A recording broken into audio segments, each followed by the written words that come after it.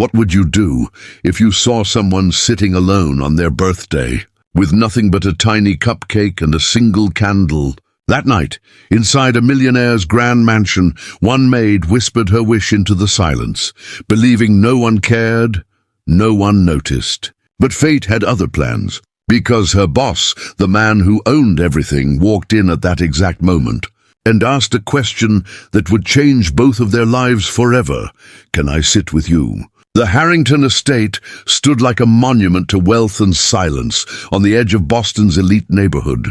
Its wide stone driveways gleamed under the pale wash of the autumn moon, and its tall iron gates gave the sense of a fortress that belonged more to kings than to people. Inside, the house was still, so still that the hum of the refrigerator and the ticking of a clock on the far wall seemed almost thunderous. In the heart of that silence, the massive kitchen glowed faintly under soft overhead lights. Emily Carter, 29 years old, stood at the sink drying the last of the porcelain dinner plates. The plate alone could have paid her month's rent twice over, yet here she was, careful not to let her cracked hands slip. Years of housework had left her palms rough, her nails trimmed short, her skin always aching from bleach and soap. She placed the dish carefully in the cabinet, then untied her navy apron and folded it with a kind of reverence, as if even this cloth deserved more care than she did. Her reflection shone back at her from the polished steel of the refrigerator door. She saw dark circles under her eyes, lips pressed into a line, hair pulled back in a plain braid. Nothing about her reflection looked festive, and yet this was supposed to be a special night. It was her birthday. Emily inhaled slowly, the air heavy with the smell of lemon cleaner. For years now, birthdays had passed in silence. When she was younger, her parents used to bake her small chocolate cakes, singing to her in their tiny kitchen while candles flickered on the table. But a car crash had stolen them away when she was just 18, leaving her with a hole that no celebration could ever fill. Since then, she had learned to stop expecting anyone to remember. She walked down the back corridor toward her modest quarters at the far end of the mansion. The contrast between her little room and the rest of the house was almost cruel. Where the estate flaunted marble floors and chandeliers, her room had a narrow bed, a wooden dresser, and a single shelf crowded with a few old books. But it was clean, tidy, and hers. Emily pulled out a tin box from her nightstand, the one she guarded like a vault. Inside lay her savings, crumpled bills and scattered coins that spoke of endless overtime and careful restraint. She counted, whispering numbers under her breath. Just enough for a single cupcake from Mr. Jenkins's bakery a few blocks away. A flicker of a smile touched her lips, the kind that hurt from disuse.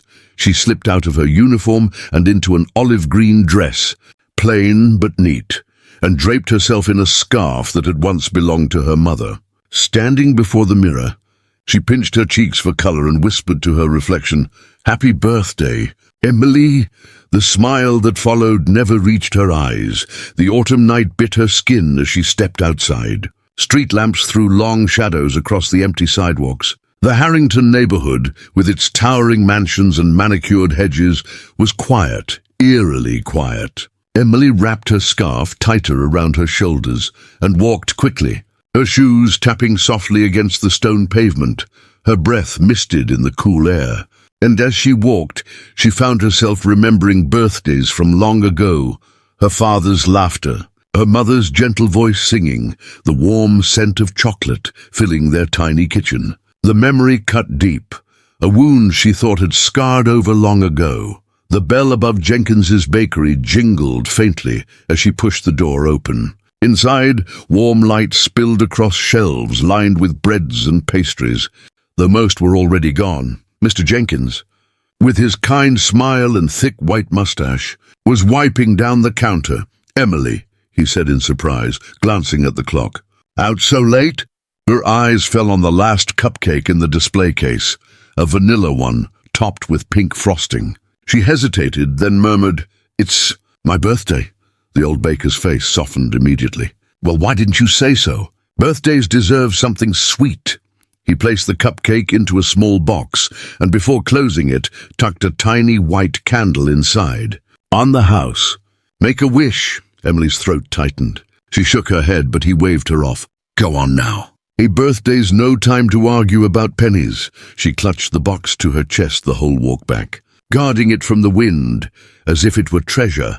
Back in the mansion's kitchen, the silence greeted her once more. She placed the cupcake carefully on the wooden table where she usually ate her plain breakfasts. Lighting the candle with trembling fingers, she leaned closer, eyes closing against the sting of tears. Her wish had never changed. For 10 years, every birthday, it was always the same. "Please don't let me feel so alone." A single tear traced her cheek as she blew out the flame. The room fell dark again, save for the moonlight spilling through the tall windows.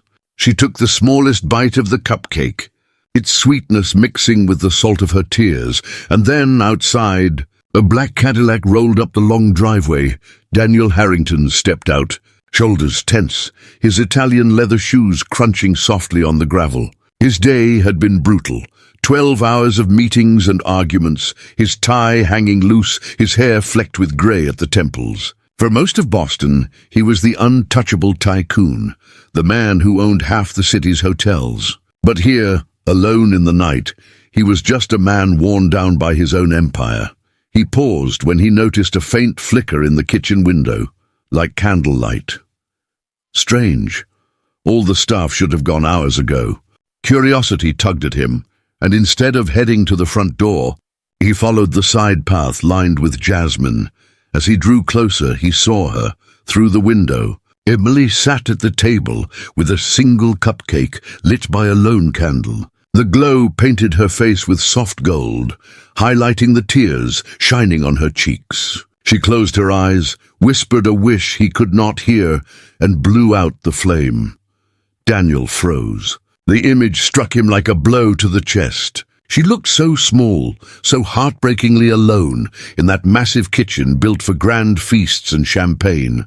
For years, she had been invisible to him, just the efficient, polite housekeeper who kept everything spotless. But in that instant, he realized how blind he had been. He stood there longer than he intended, watching her take a bite of the cupcake as though it were a feast. For the first time in years, something stirred in his heart, something tender, something human, and in that still moment Daniel Harrington understood. This night, this tiny scene of solitude and a candle flame, was about to change both of their lives forever. Daniel Harrington lingered in the shadow of the kitchen window longer than he should have. The cool night air carried the faint scent of jasmine from the garden, but all he could focus on was the lonely figure at the table. His chest tightened as memories he had locked away tried to resurface, memories of nights when he too had sat alone, pushing food around on a plate in silence, with no one there to mark the passing of time. For a moment he considered walking away. It would have been easier. After all, what business did he have intruding on such a private, vulnerable moment?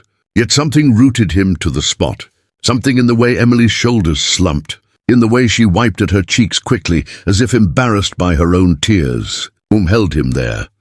Daniel drew in a deep breath and made a choice he hadn't made in years. He decided not to ignore what was in front of him. Slowly, carefully, he walked around the mansion and approached the back door. The handle felt cold under his palm, and for a second his fingers trembled. It had been so long since he'd opened himself to anything real. The door creaked softly as he pushed it open. Emily startled, the fork clattering against her plate. She looked up, eyes wide, cheeks blotched from crying. In that instant, she seemed caught between shame and fear, as though she had been discovered committing some terrible offense. She rose quickly from her chair, smoothing her simple dress with nervous hands. "Mr. Harrington, I didn't realize you'd come home already," she stammered, her voice barely above a whisper.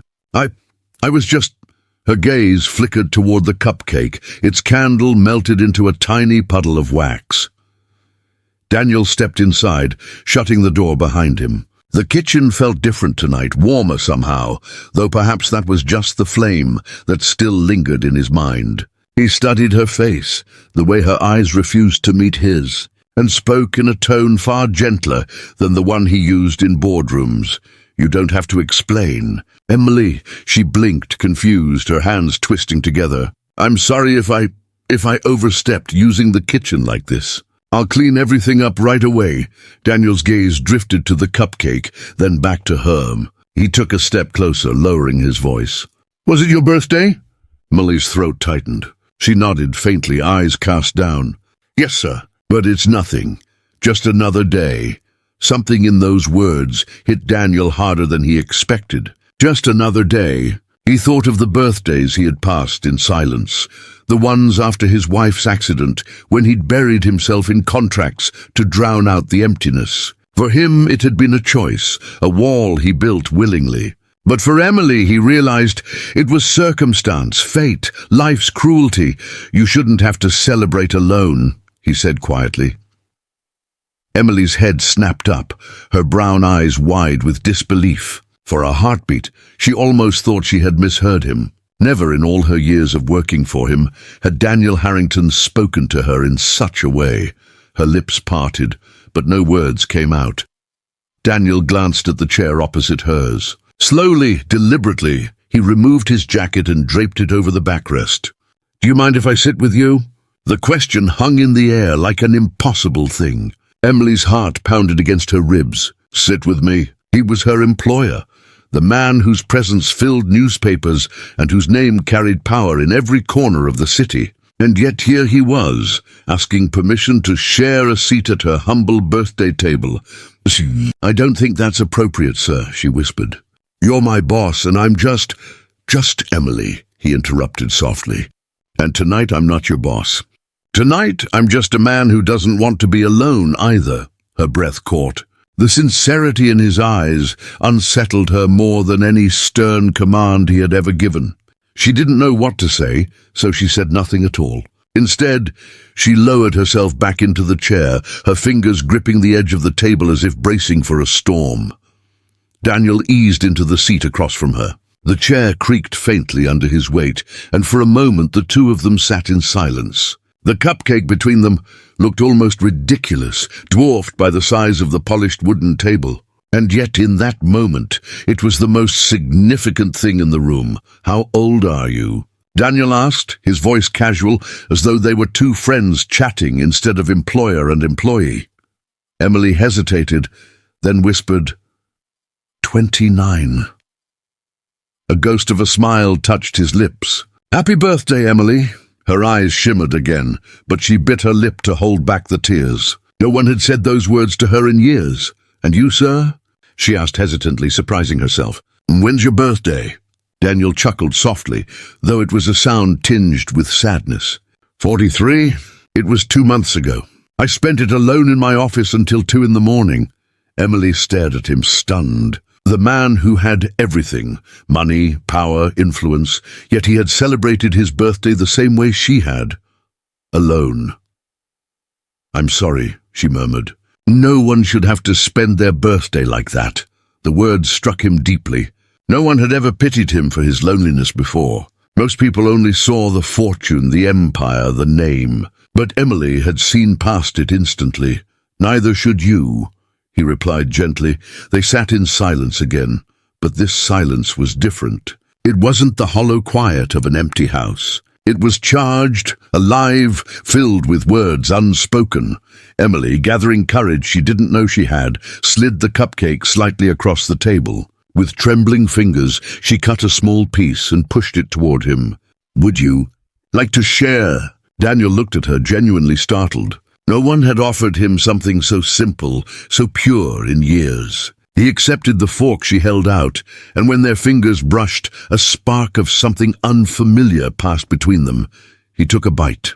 Sweet, simple vanilla. But it was more than flavor. It was connection. He closed his eyes briefly, savoring it, and when he opened them again, he caught Emily's shy, uncertain smile.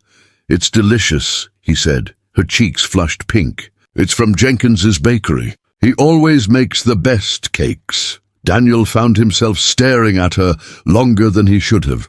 For years, she had blended into the background, moving quietly through the estate like part of the furniture. But now he noticed the way her eyes glowed when she spoke of something she loved. The way her laugh, timid though it was, softened the cold edges of the kitchen. "Emily," he began, his voice low, "I realize I don't know anything about you." "Not really." She looked down, embarrassed. "There's not much to know, sir. I'm just a housekeeper." "That's not true," he countered. "Everyone has a story. Everyone has dreams." Her throat tightened again.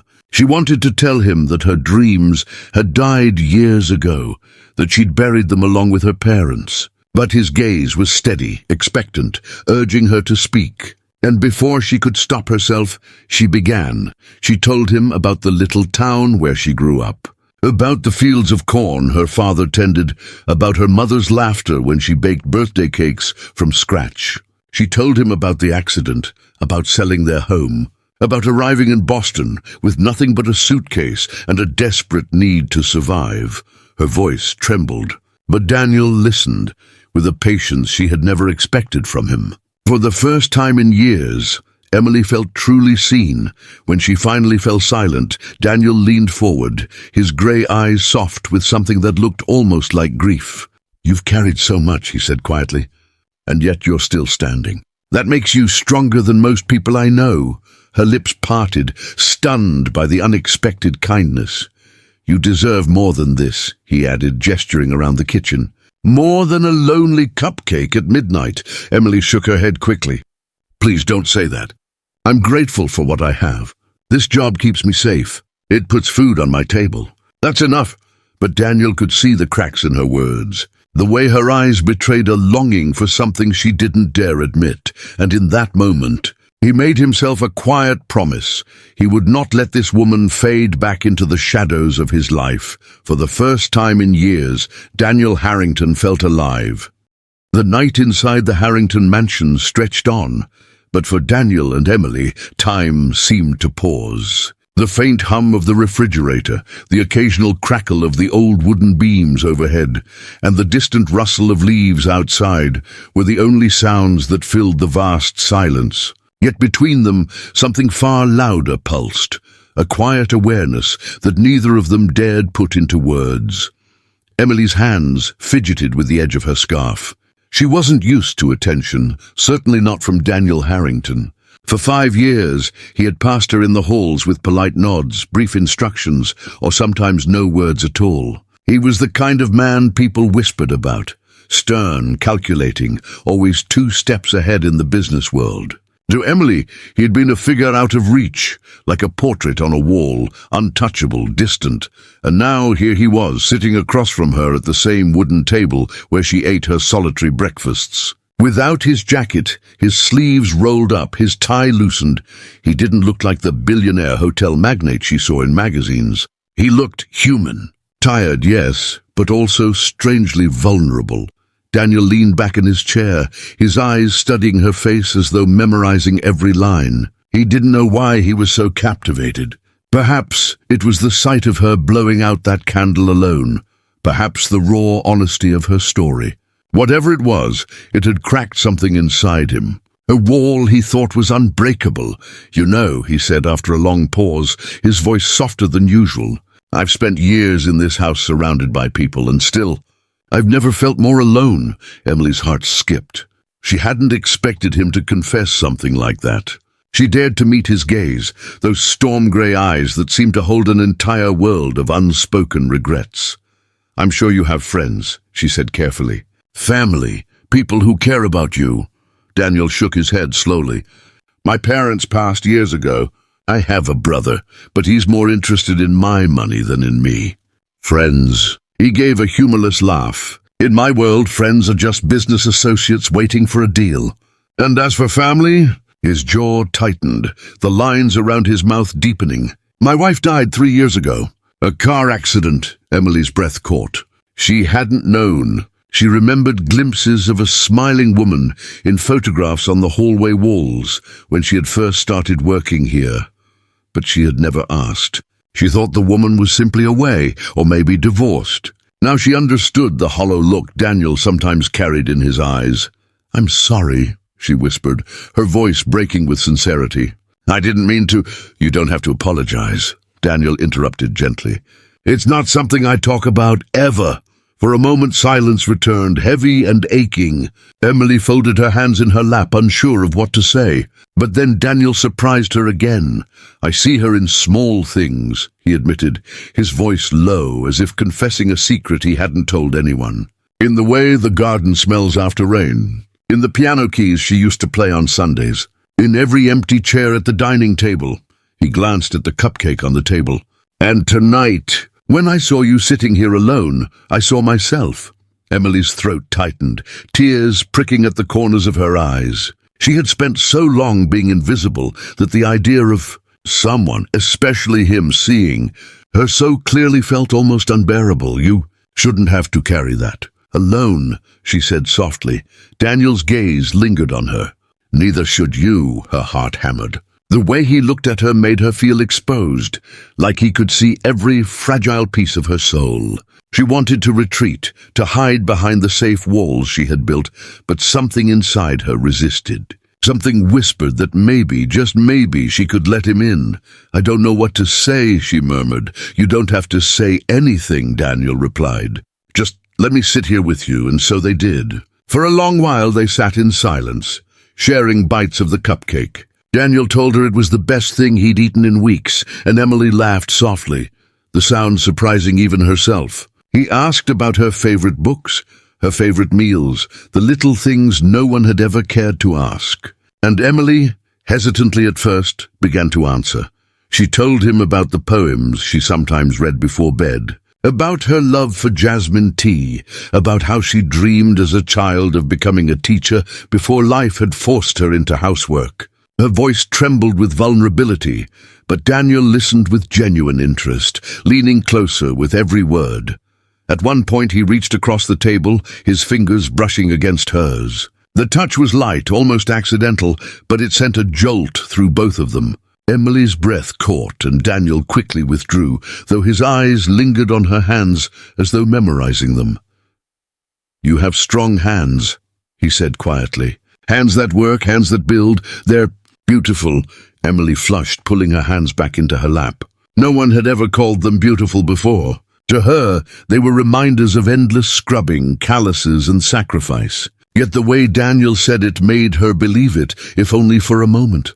The clock ticked past midnight. Emily realized with a start that she had been sitting here for nearly an hour, talking to him like no time had passed at all. A part of her panicked. What was she doing? This was her employer, a man from a world she had no place in.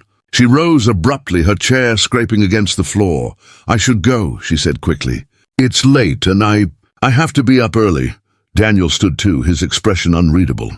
For a second, she thought he might insist, might say something reckless. But instead he nodded, of course. "Get some rest."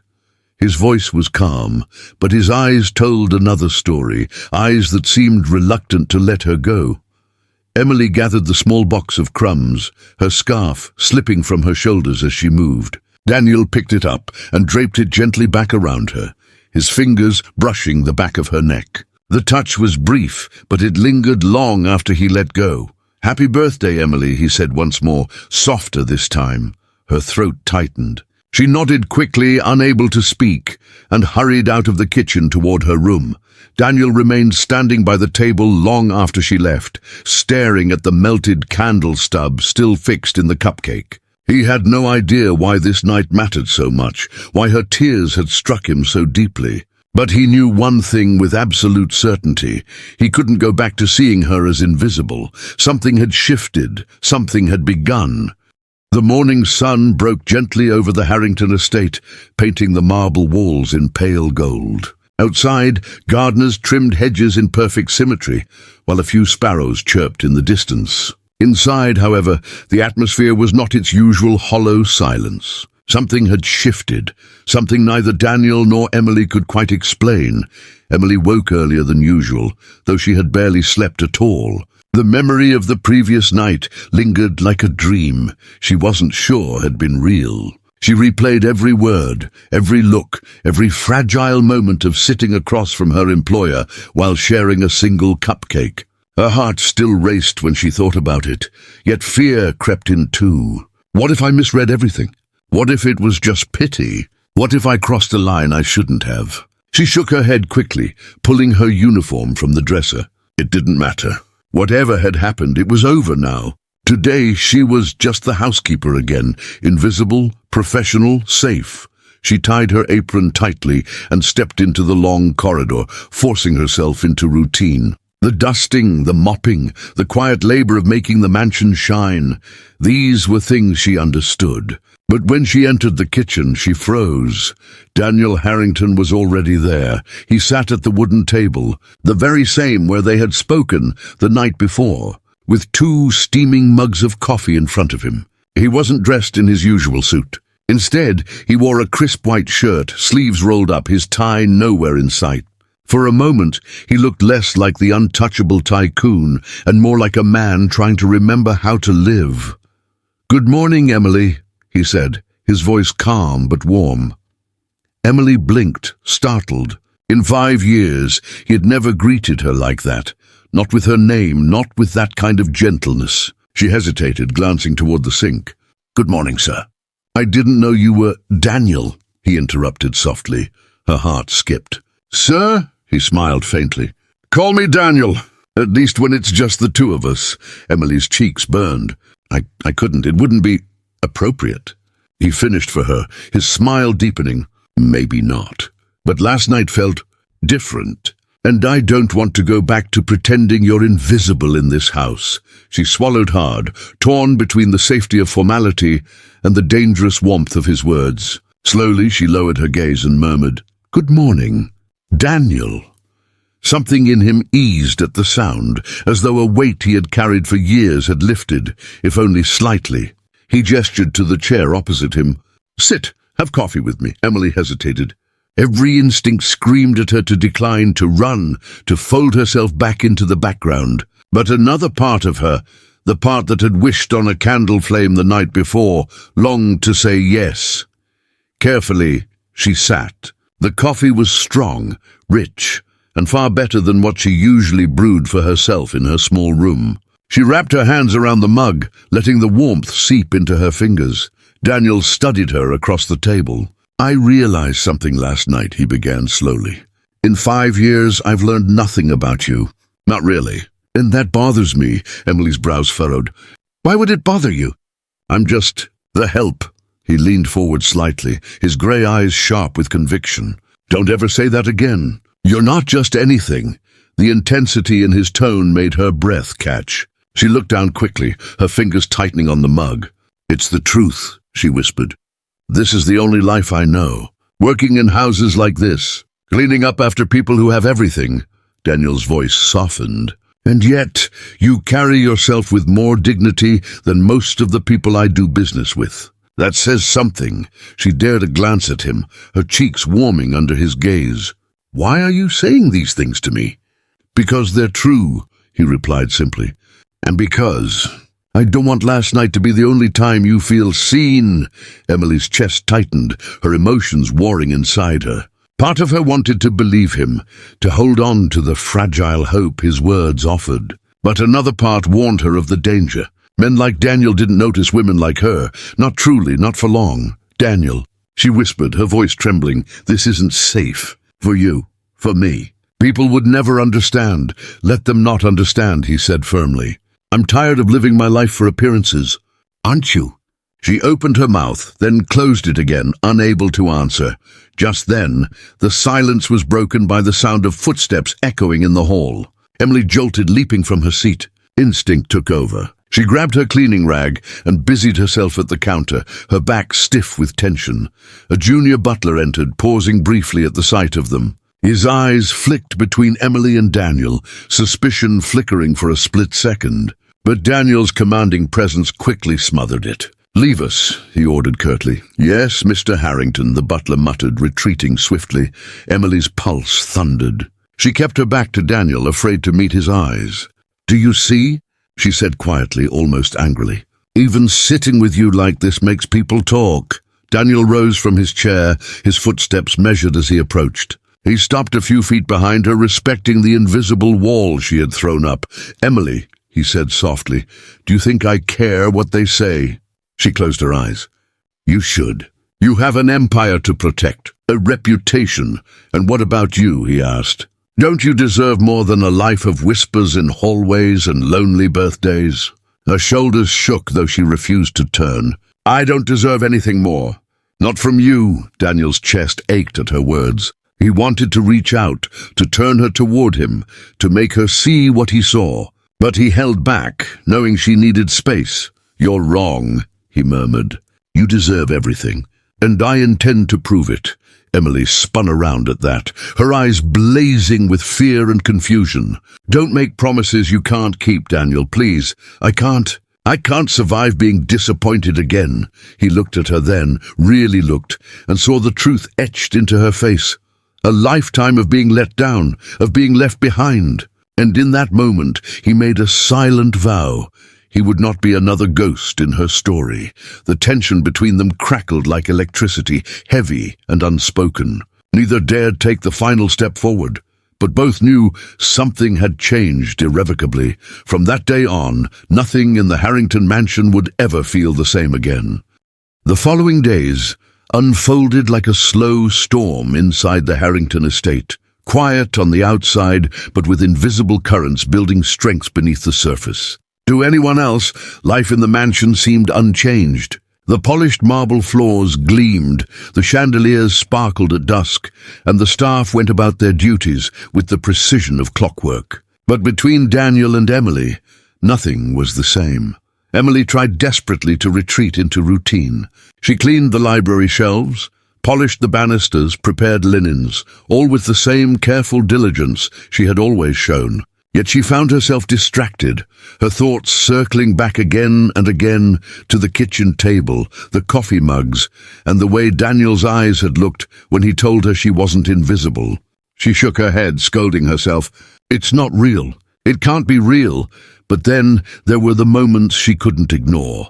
On Monday morning, when she went to dust the grand piano in the sitting room, she found a single white rose lying across the keys. No note, no explanation.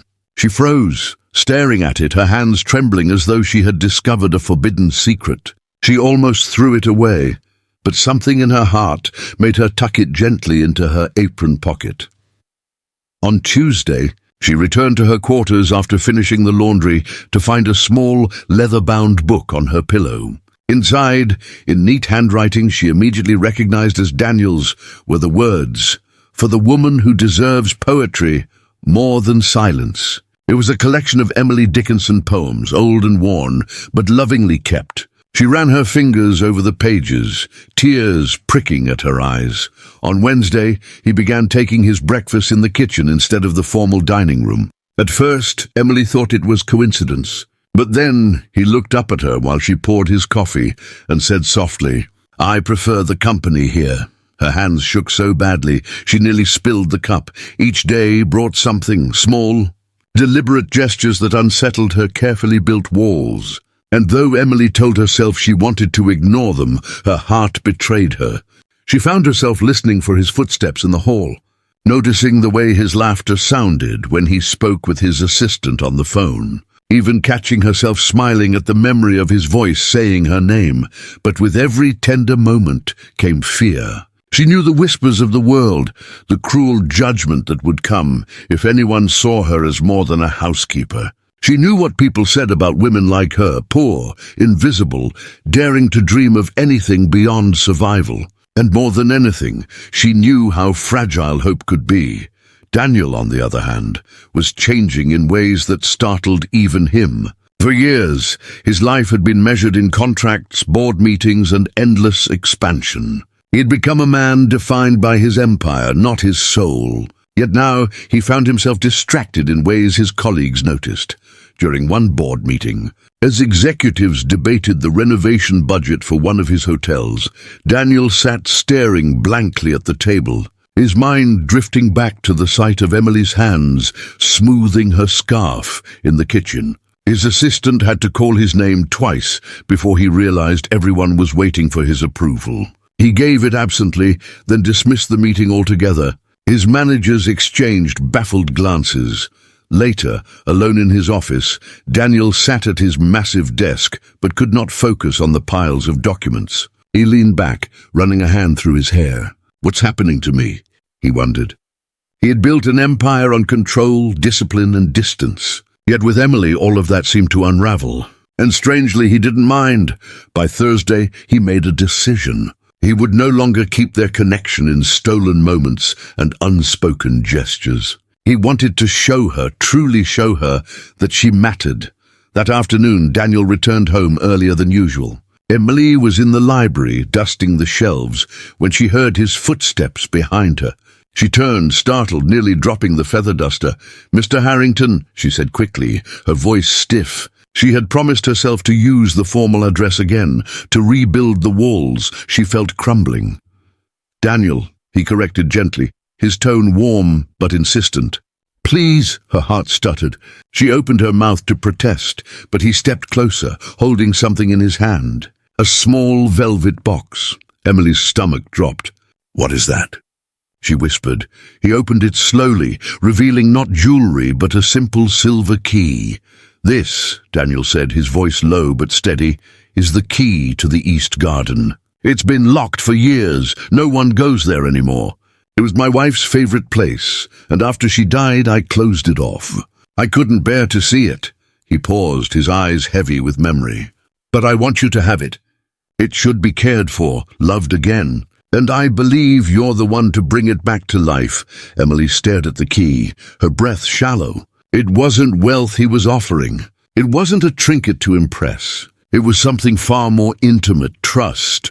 "I can't take this," she said quickly, stepping back. "It's not right. That garden is yours, your memory," Daniel interrupted softly. "Emily, it's not about what's mine. It's about what I want to share. And I want to share it with you." Tears welled in her eyes. She shook her head, overwhelmed, clutching the duster like a shield. "Why are you doing this? Why me?" He took another step forward, his grey eyes piercing hers. "Because you're the first person in years who's made me feel alive. Because when I look at you, I don't see just a housekeeper. I see a woman who has survived, who has strength, who deserves to be seen." Her hands trembled, and the duster slipped from her grip, falling silently to the carpet. For a long moment, they just stood there, the unspoken truth between them growing too heavy to ignore. "I'm afraid," she whispered, tears spilling down her cheeks. "Afraid of what people will say. Afraid of losing everything if this is just a dream." Daniel's voice broke, honest and raw. "I'm afraid too, but I'm more afraid of doing nothing, of letting you keep blowing out candles alone while I sit in my office pretending I don't care. I can't go back to that, Emily, not after last night." The room fell silent, the only sound the faint ticking of the grandfather clock in the corner. Emily's chest heaved with unsteady breaths, her eyes searching his face for any sign of deceit, any hint that this was temporary. But all she saw was sincerity, aching, desperate sincerity. Finally, with trembling hands, she reached out and took the key. Daniel's breath caught, and in that quiet library, with the dust still floating in beams of afternoon light, something irreversible passed between them. Neither of them said the word. Neither dared, but both knew it. The beginning of a love neither had sought. Yet both had needed more than anything, and outside, beyond the locked gate of the East Garden, wild jasmine vines swayed in the breeze, as though waiting for the day they would bloom again. The following days unfolded like a slow storm inside the Harrington estate, quiet on the outside, but with invisible currents building strength beneath the surface. To anyone else, life in the mansion seemed unchanged. The polished marble floors gleamed, the chandeliers sparkled at dusk, and the staff went about their duties with the precision of clockwork. But between Daniel and Emily, nothing was the same. Emily tried desperately to retreat into routine. She cleaned the library shelves, polished the banisters, prepared linens, all with the same careful diligence she had always shown. Yet she found herself distracted, her thoughts circling back again and again to the kitchen table, the coffee mugs, and the way Daniel's eyes had looked when he told her she wasn't invisible. She shook her head, scolding herself. It's not real. It can't be real. But then there were the moments she couldn't ignore. On Monday morning, when she went to dust the grand piano in the sitting room, she found a single white rose lying across the keys. No note, no explanation. She froze, staring at it, her hands trembling as though she had discovered a forbidden secret. She almost threw it away, but something in her heart made her tuck it gently into her apron pocket. On Tuesday, she returned to her quarters after finishing the laundry to find a small, leather-bound book on her pillow. Inside, in neat handwriting she immediately recognized as Daniel's, were the words, "For the woman who deserves poetry more than silence." It was a collection of Emily Dickinson poems, old and worn, but lovingly kept. She ran her fingers over the pages, tears pricking at her eyes. On Wednesday, he began taking his breakfast in the kitchen instead of the formal dining room. At first, Emily thought it was coincidence. But then he looked up at her while she poured his coffee and said softly, "I prefer the company here." Her hands shook so badly she nearly spilled the cup. Each day brought something, small, deliberate gestures that unsettled her carefully built walls. And though Emily told herself she wanted to ignore them, her heart betrayed her. She found herself listening for his footsteps in the hall, noticing the way his laughter sounded when he spoke with his assistant on the phone, even catching herself smiling at the memory of his voice saying her name. But with every tender moment came fear. She knew the whispers of the world, the cruel judgment that would come if anyone saw her as more than a housekeeper. She knew what people said about women like her, poor, invisible, daring to dream of anything beyond survival. And more than anything, she knew how fragile hope could be. Daniel, on the other hand, was changing in ways that startled even him. For years, his life had been measured in contracts, board meetings, and endless expansion. He had become a man defined by his empire, not his soul. Yet now he found himself distracted in ways his colleagues noticed. During one board meeting, as executives debated the renovation budget for one of his hotels, Daniel sat staring blankly at the table, his mind drifting back to the sight of Emily's hands smoothing her scarf in the kitchen. His assistant had to call his name twice before he realized everyone was waiting for his approval. He gave it absently, then dismissed the meeting altogether. His managers exchanged baffled glances. Later, alone in his office, Daniel sat at his massive desk but could not focus on the piles of documents. He leaned back, running a hand through his hair. "What's happening to me?" he wondered. He had built an empire on control, discipline, and distance. Yet with Emily, all of that seemed to unravel. And strangely, he didn't mind. By Thursday, he made a decision. He would no longer keep their connection in stolen moments and unspoken gestures. He wanted to show her, truly show her, that she mattered. That afternoon, Daniel returned home earlier than usual. Emily was in the library, dusting the shelves, when she heard his footsteps behind her. She turned, startled, nearly dropping the feather duster. "Mr. Harrington," she said quickly, her voice stiff. She had promised herself to use the formal address again, to rebuild the walls she felt crumbling. "Daniel," he corrected gently, his tone warm but insistent. "Please," her heart stuttered. She opened her mouth to protest, but he stepped closer, holding something in his hand. A small velvet box. Emily's stomach dropped. "What is that?" she whispered. He opened it slowly, revealing not jewelry but a simple silver key. "This," Daniel said, his voice low but steady, "is the key to the East Garden. It's been locked for years. No one goes there anymore. It was my wife's favorite place, and after she died I closed it off. I couldn't bear to see it." He paused, his eyes heavy with memory. "But I want you to have it. It should be cared for, loved again. And I believe you're the one to bring it back to life." Emily stared at the key, her breath shallow. It wasn't wealth he was offering. It wasn't a trinket to impress. It was something far more intimate, trust. "I can't take this," she said quickly, stepping back. "It's not right. That garden is yours, your memory," Daniel interrupted softly. "Emily, it's not about what's mine.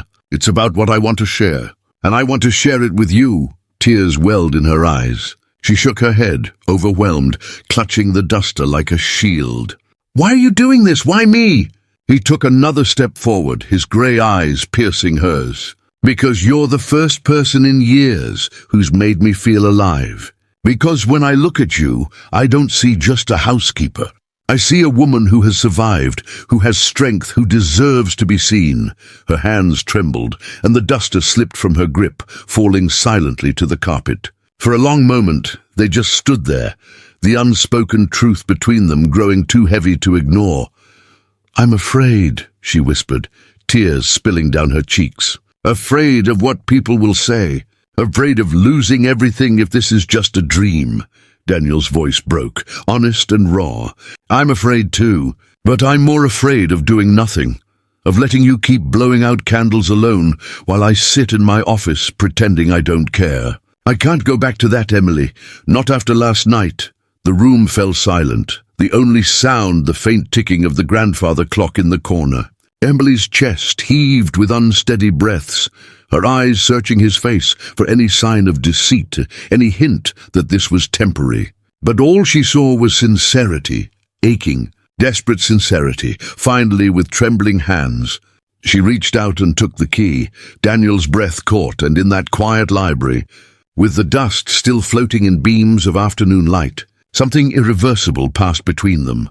Neither of them said the word. Neither dared. But both knew it, the beginning of a love neither had sought. Yet both had needed more than anything, and outside, beyond the locked gate of the east garden, wild jasmine vines swayed in the breeze, as though waiting for the day they would bloom again.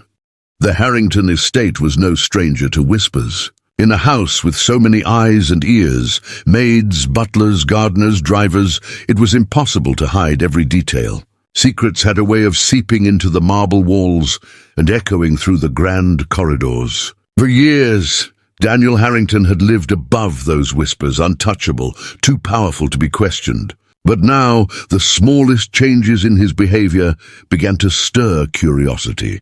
It started subtly. Daniel no longer spent his mornings locked away in his office. Instead, he was seen walking toward the east wing where the garden gates lay. The staff noticed he often returned with dirt on his shoes, his cuffs rolled up, his stern composure softened in a way they'd never seen before. At first, no one dared mention it aloud, but the glances grew. The murmurs followed. Emily, too, felt the shift. Every step she took through the hallways carried the weight of invisible eyes. Mrs. Whitmore, the head housekeeper, was the first to look at her differently, sharp, calculating, as though trying to piece together a puzzle she almost solved. The younger maids whispered behind gloved hands, their giggles stopping abruptly whenever Emily entered a room. Even the chauffeur, who had always been polite, now greeted her with a hint of curiosity lingering in his stare. For Emily, the scrutiny was suffocating. She retreated into her work with doubled effort, scrubbing, dusting, folding, until her hands ached. She tried to avoid Daniel whenever possible, though her heart betrayed her whenever she heard his voice down the hall. Still, the pull of the east garden was too strong. Every evening she found herself there, kneeling in the soil, coaxing life back into the earth. And more often than not, Daniel was there too. One evening, as the sun dipped low and painted the sky in shades of rose and violet, Emily stood by the fountain, her hands muddy from replanting roses. Daniel approached silently, carrying a watering can of all things, awkward in his grip, comical almost, as though a king had decided to play gardener. She laughed softly despite herself. "You're going to ruin that shirt," she teased, brushing a loose strand of hair from her face. Daniel smiled, the kind of smile few had ever seen on him. "Then I'll ruin every shirt I own, if it means I get to see you smile again." The words hung in the air, heavy and dangerous. Emily's laughter faded. She lowered her gaze, her pulse quickening. "Daniel, you shouldn't what?" He interrupted gently, stepping closer. "Tell you the truth. Treat you as more than the world allows me to." Her throat tightened. "People are watching. They're already whispering." "I don't care about whispers," he said firmly, but Emily shook her head, her hands trembling as she pressed them against the cold stone of the fountain. "You can say that because you're Daniel Harrington. You're powerful. If the world judges you, you can walk away untouched. But me," her voice broke, "if they believe something is happening between us, I'll be the one destroyed." I'll lose my job, my home, everything. Daniel's chest tightened. He reached out, slowly, carefully, until his fingers brushed hers. I would never let that happen. You can't protect me from the world, she whispered, her eyes shining with tears. Maybe not from the whole world, he admitted. But I can promise you this. I'll stand in front of every whisper, every cruel glance, every judgment. I won't let you face it alone. Her tears fell then, unbidden, streaking down her cheeks. He wiped one away with his thumb, his touch tender. And for a moment, standing in that half-restored garden, with the scent of jasmine around them, Emily allowed herself to believe him, but reality intruded faster than either expected. The very next day, Daniel had a luncheon with several investors at the estate. Emily, tasked with serving, kept her head down, moving swiftly and silently between the guests. She thought she was invisible again, just as she had always been. But one of the investors, a man with a sharp tongue and sharper eyes, watched her too closely. When Emily left the room, he leaned toward Daniel with a smirk. Interesting staff you have here. That housemaid of yours, she seems important to you. The tone, laced with mockery, made Daniel's blood run cold. His grip on the wine glass tightened until his knuckles whitened. Careful, he said evenly, his voice steel. The investor chuckled. Don't take offense. I'm just saying, men like us, we all need our distractions. The table erupted in polite laughter, but Daniel did not smile. He stood abruptly, his chair scraping against the polished floor. This meeting is over, he declared, his grey eyes blazing. The investors looked at each other in shock, murmuring protests, but Daniel didn't stay to hear them. He walked out, his fists clenched, his jaw tight. Emily was in the corridor carrying a tray of empty glasses when she saw him storm out. Her heart sank. What happened? She asked softly. Daniel's gaze found hers, and for a moment the fury in his eyes softened. But then he shook his head. Nothing worth repeating. Daniel. She pressed gently, sensing the storm inside him. He exhaled sharply, struggling to contain the rage. They spoke of you, he admitted finally. As if you were, his voice broke with disgust. As if you were nothing more than a passing amusement. I won't stand for it. Emily's face drained of color. She set the tray down quickly before her trembling hands betrayed her. Do you see? This is exactly what I feared. The more they notice, the more they'll twist everything. And in the end, her voice faltered, in the end, I'll be the one they destroy. Daniel reached for her hand, gripping it tightly. Not if I can help it. But she pulled away, her eyes glistening with anguish. You don't understand. You can survive their judgment. I can't. She fled then, leaving him standing in the corridor, his heart aching in a way he hadn't felt in years. That night, alone in her room, Emily clutched the silver key to the east garden, her tears soaking the pillow. The key that had once felt like a gift now felt like a chain, binding her to something both beautiful and dangerous. She whispered into the darkness, as if confessing to the shadows. I wished not to be alone, and now I'm more afraid than I've ever been. Meanwhile, Daniel stood in the library, staring at the empty fireplace, his glass of brandy untouched. He had built his empire by facing storms head-on, by refusing to bow to anyone's judgment. But this wasn't business. This was Emily. This was different. And for the first time in his life, Daniel Harrington wondered if his wealth, his name, his power, everything he had built, would be enough to protect the one person who mattered most. Outside, the east garden lay quiet under the moonlight, its newly planted roses swaying gently in the breeze, like fragile promises waiting to be tested. Rumors have a way of slithering through cracks, faster than fire and harder to kill. Once the whispers began about Daniel Harrington and his housekeeper, they spread like ivy across stone walls, quiet at first, then boldly visible for anyone to see, in the city's cocktail lounges, in the men's clubs, even in the business pages of glossy magazines. Daniel's name was suddenly tied to a word no one expected: housekeeper. The first sting came from a long-time associate. The call was brief, the voice dripping with mockery. Daniel, I thought you had more sense. A billionaire with a maid? Do you realize what they're saying about you at the club? Daniel hung up without answering. His jaw tightened. The empire he had built was used to scrutiny, but this was different. His private life, his fragile rediscovery of love, turned into ammunition. And the target wasn't him, it was Emily. Emily felt it too. The air inside the mansion had changed. Laughter died when she walked into a room, only to spring up again behind her back. In the kitchen, whispers became barbed questions. So is it true? Are you the new lady of the house? Or worse, careful, darling. Princes don't marry maids. They play with them, then move on. Each word cut deep. She tried to ignore it, burying herself in work. But alone in her small bedroom, she pressed her hands to her face and wept. The silver key on her nightstand glinted in the lamplight, a symbol of both hope and danger. Daniel noticed. He saw the weariness in her posture, the way her smile had vanished, the way her hands trembled when she set down his coffee. That night, he found her in the east garden. She was kneeling in the dirt near the fountain, her apron stained, her hair loose around her face. The moon cast a pale glow over her, making her look fragile and luminous all at once. "Emily," he said, his voice low but unyielding.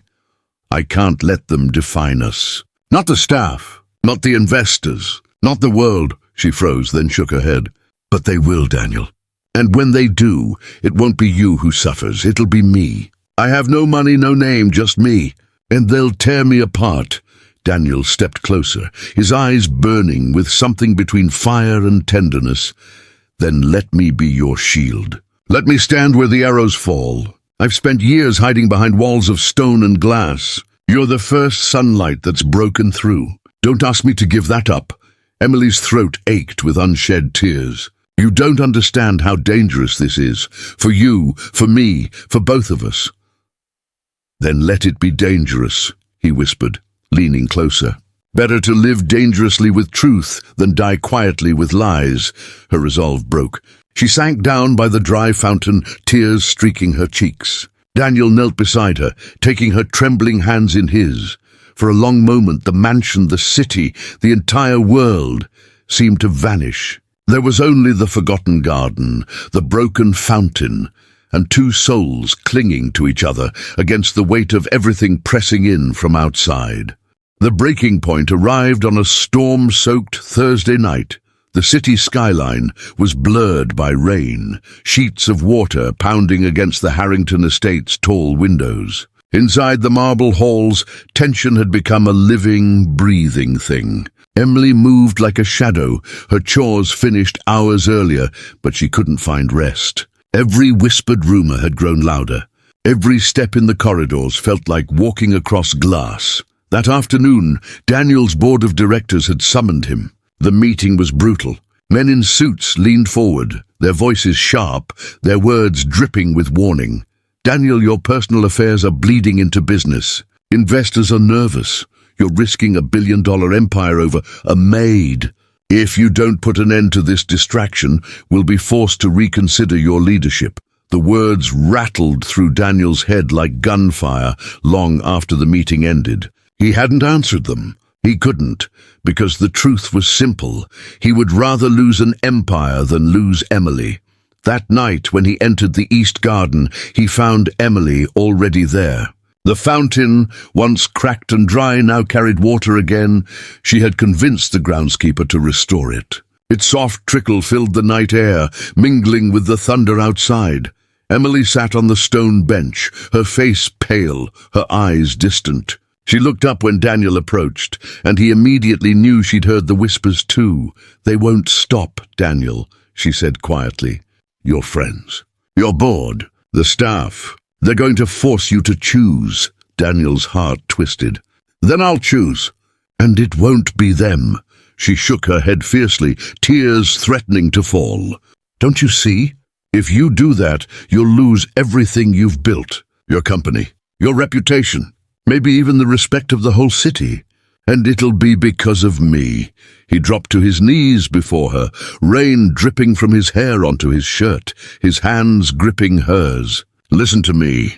I built skyscrapers, hotels, towers of glass, but none of it means a damn thing without you. For years I've been living in an empty fortress. And then you came along, and suddenly the walls had light. Emily, I'd trade every board member, every dollar, every building, just to keep that light. Her tears spilled over. She tried to pull her hands back, but he held them tighter. You don't understand what you're saying, she whispered.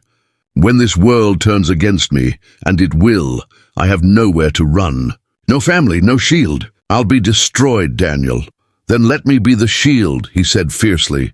Let them aim at me, not you. Let the storm fall. I'll take it. As long as you stay. For a long moment, only the rain answered. Emily's body shook with silent sobs. She pressed her forehead to his, the fountain's trickle and the thunder outside blending into one. I'm so afraid, she admitted. I am too, Daniel whispered back. But I'd rather walk into the fire afraid, with you beside me, than spend another day in the cold without you.